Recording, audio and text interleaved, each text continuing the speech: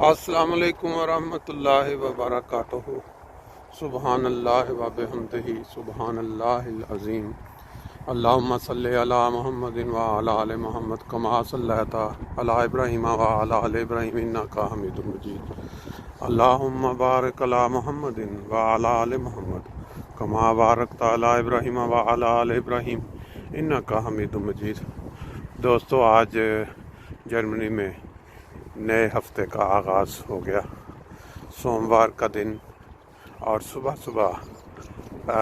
آج سوموار نہیں، آج میرا خیال ہے کہ منگل کا دن ہے۔ میں نے شاید غلطی کے ساتھ سوموار کہہ دیا۔ صبح کے وقت آپ دیکھیں کہ آسمان کے اوپر کتنا خوبصورت نظارہ نظر آ رہا ہے۔ نیلے نیلے آسمان کے اوپر وائٹ اور گرے کلر کے جو بادل ہیں انہوں نے اپنا جھرمٹ بنایا ہوا ہے۔ خدا تعالیٰ کی پیداوار، پرندے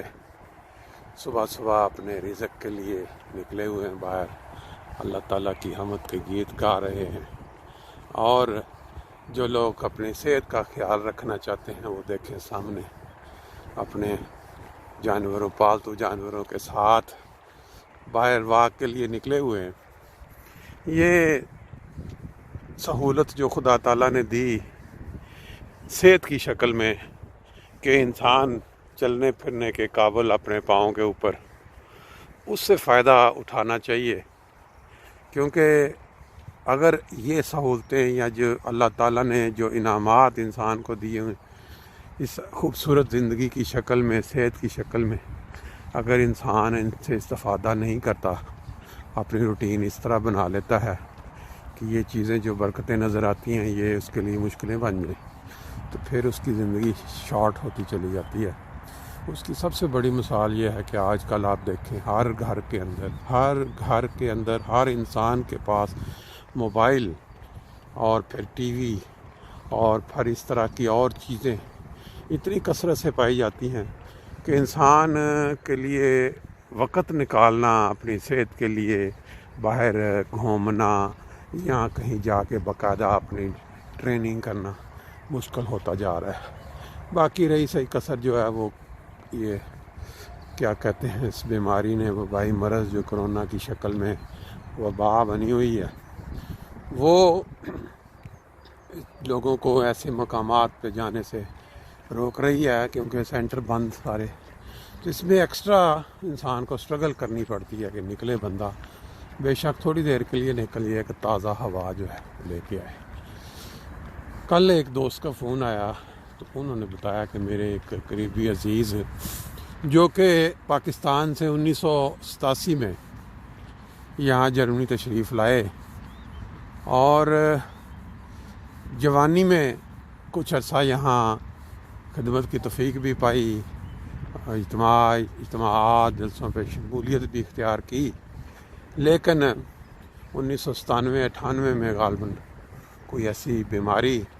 نے آ پکڑا ان کو کہ پھر وہ آہستہ آہستہ بیماری میں بڑھتی، مطلب اس میں اضافہ ہوتا رہا اور وہ پھر ویل چیئر پہ آ گئے۔ بات یہ ہے کہ ہر انسان جو اس دنیا میں آتا ہے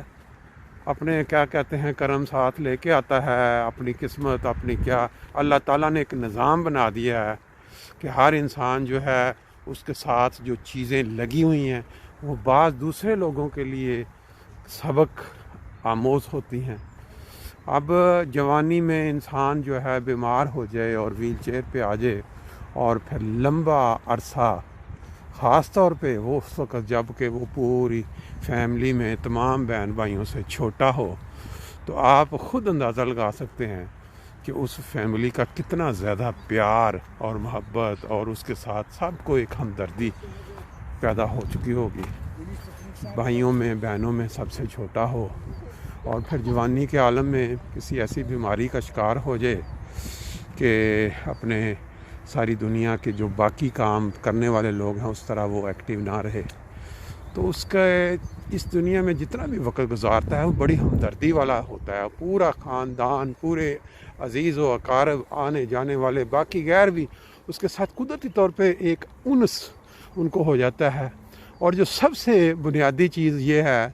کہ جب ایک انسان جس کو ہم کہتے ہیں کہ چلنے پھرنے سے معذور ہو جائے، تو وہ یہ دنیاوی جو برائیاں ہیں جو دنیا کے اندر جن کا ہر وقت انسان کو خطرہ رہتا ہے کہ وہ ان کا شکار ہو جائے گا، وہ قدرتی طور پہ ان سے بچ جاتا ہے، کیونکہ اس کی جسمانی طاقت یا اس کا وہ جو ہے باہر نکلنا، یہ خاص طور پہ اس معاشرے میں جہاں ہم رہ رہے ہیں، وہ ان سے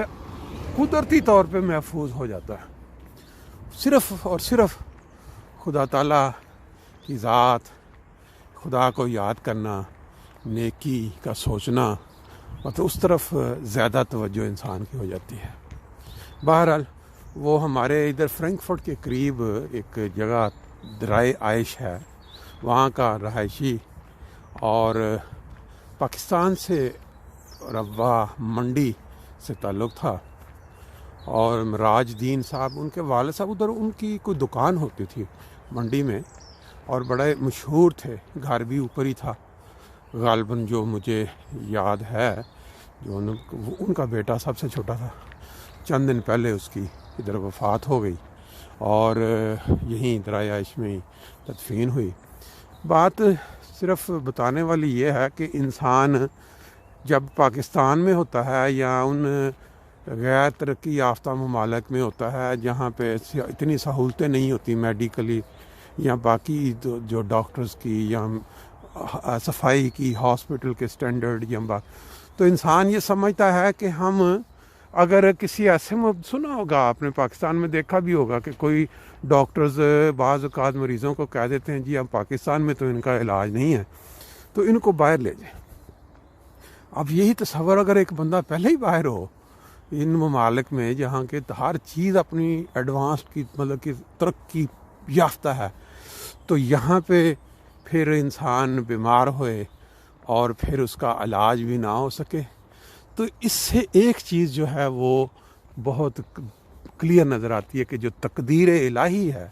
جو خدا تعالیٰ کی جو تقدیر ہے، اس کے آگے یہ ترقیاں، یہ سائنس کی جتنی مرضی اوپر چلی جانا اور جتنا مرضی ایڈوانس قسم کے اوزار بنا لینا، یہ کوئی معنی نہیں رکھتا۔ جیسا کہ طارق کے ساتھ ہوا، یہاں اگر وہ جس طرح بیمار ہوا ہے 98 99 میں، اور پھر وہ آہستہ آہستہ بتدریج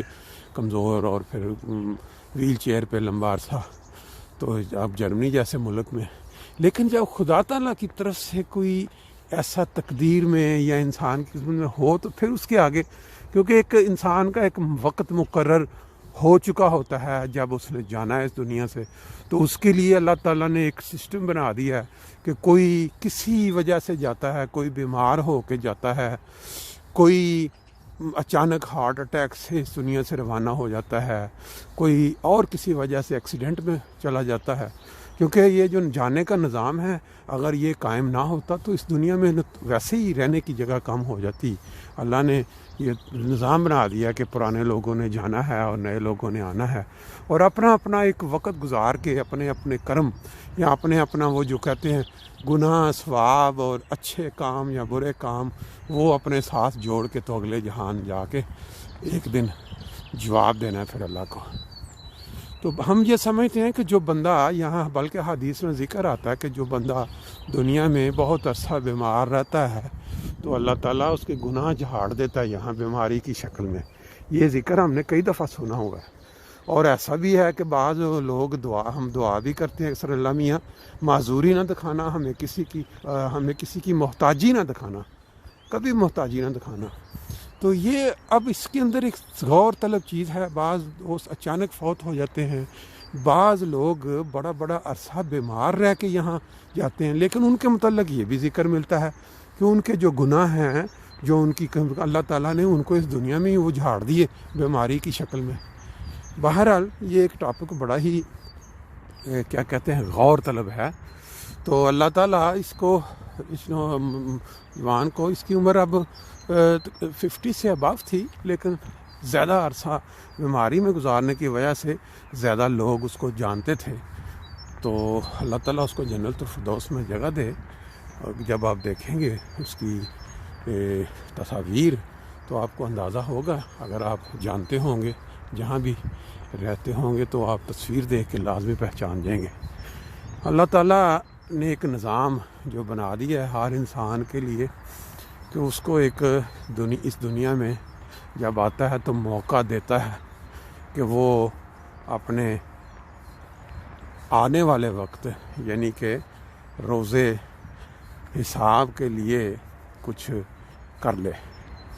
کچھ کرم کر لے، کچھ ثواب کما لے، کچھ نیکیاں۔ لیکن بدقسمتی سے